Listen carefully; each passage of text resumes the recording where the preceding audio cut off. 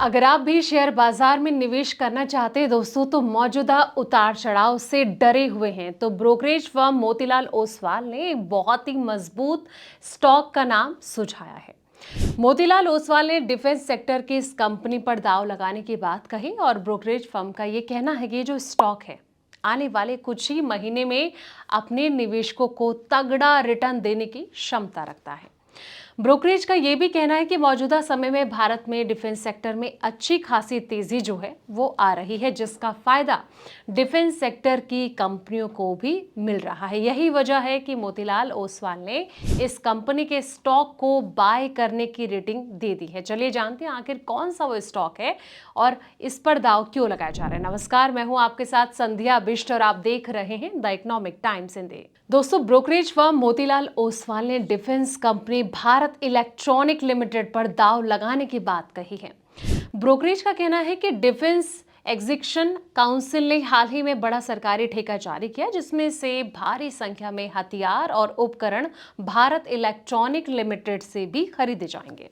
अब काउंसिल ने भारतीय सेनाओं जैसे कि थल सेना हो गया, नेवी और एयरफोर्स के लिए करीब 52,000 करोड़ रुपए के जो हथियार हैं और उपकरण खरीदने की मंजूरी क्या दी है। तो किस तरह के हथियार और उपकरण खरीदने की तैयारी है? तो काउंसिल ने भारतीय सेना को मॉडर्न और अपडेट करने के लिए आधुनिक ड्रोन, एंटी टैंक हथियार सहित जो कई एल्टीट्यूडेड पर क्षमता वाले जो तमाम तरीके हैं इसके उपकरण और हथियार खरीदने की जो बात है वो कही गई है।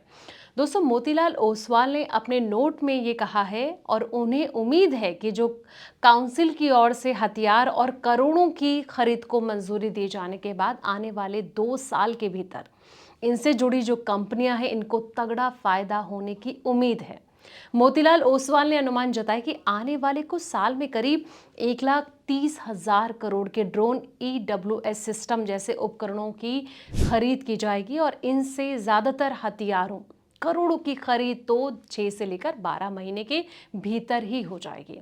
अब डिफेंस सेक्टर को तगड़े ऑर्डर्स भी मिलते जा रहे हैं दोस्तों। जी हाँ, जैसा कि आपको बता दें कि मोतीलाल ओसवाल ने अपनी रिपोर्ट में कहा कि डिफेंस सेक्टर को सिर्फ भारत सरकार से ही नहीं बल्कि बाहरी देशों से भी लगातार ऑर्डर्स मिल रहे हैं और इसका जो फायदा है वो सेक्टर से जुड़ी भारत इलेक्ट्रॉनिक लिमिटेड को भी होगा और यही वजह है कि मोतीलाल ओसवाल ने इस कंपनी के स्टॉक को बाय की रेटिंग दी है और खरीदने की बात करिए। ब्रोकरेज हाउस का ये कहना है कि आने वाले कुछ ही समय में इस कंपनी के स्टॉक जो है 510 रुपए तक जा सकते हैं। पिछले 2 साल के भीतर ही कंपनी का जो वैल्यूएशन है वो 45 गुना से भी ज्यादा पहुंच गया है दोस्तों।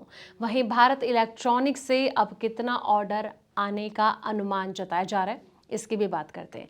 ब्रोकरेज हाउस का ये कहना है कि भारत इलेक्ट्रॉनिक लिमिटेड को आने वाले कुछ ही समय में quick reaction surface to air missile खरीदने के करीब 30,000 करोड़ रुपए का ऑर्डर मिल सकता है। हालांकि इसके अलावा P-751 सबरीन से जुड़े उपकरणों साथ ही अन्य कुछ चीजों से लेकर भी 90,000 करोड़ का जो ऑर्डर है वो आ सकता है। माना यह जा रहा है कि इन दोनों ऑर्डर पर हस्ताक्षर आने वाले सितंबर महीने तक किए जा सकते हैं और अनुमान तो ये भी लगाया जा रहा है कि इन प्रोजेक्ट पर आने वाली जो कुल लागत का 30% अकेले भारत इलेक्ट्रॉनिक लिमिटेड को जाएगा, जो कि आगे चलकर 50 से 60% तक हो सकता है। लेकिन दोस्तों, जब भी आप ऐसे स्टॉक में निवेश करने की सोचें तो एक बार अपने फाइनेंशियल एडवाइजर से जरूर सलाह मशवरा करें और उसके बाद ही आपको दांव लगाना चाहिए।